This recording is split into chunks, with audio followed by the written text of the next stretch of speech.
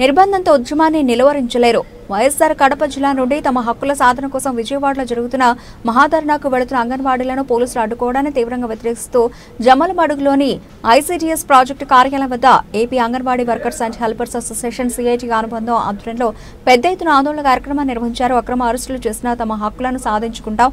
తమ హక్కుల సాధనలో అంగన్వాడీ యూనియన్ కమిటీ సభ్యులు కృపామణి, మాధవి, శ్రీదేవి, హాసిని, అపర్ణ, అలైక్య, దైవానందమ్మ, సువర్ణ, అంగన్వాడీలు దాదాపు 70 మంది సభ్యులు పాల్గొన్నారు.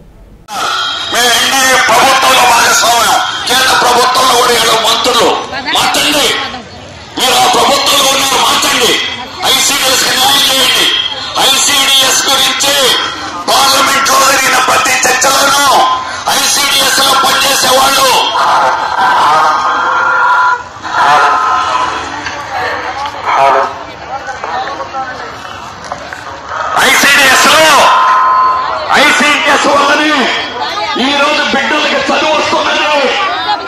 మేము కూడా మా చిన్నతనంలో అమ్మ చెరువు కొట్టుకొని పొలంలో చేయాలి. ఈ రోజు అలాంటి పరిస్థితి లేదు.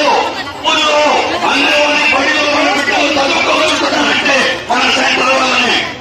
4% ఉన్నటువంటి వాణిజ్య ఏజెన్సీలు 4% ఉండేది. 60 చదువు 4%.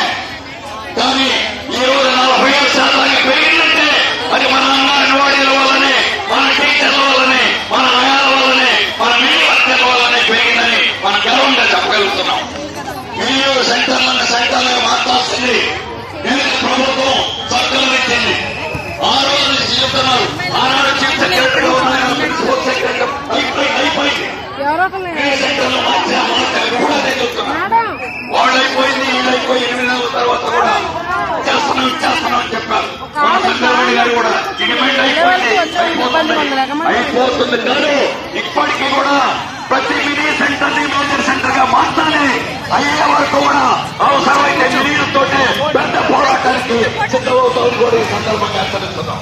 అందువల్ల మినీ సెంటర్లని పేరుతోటి తక్కువ చేస్తారు.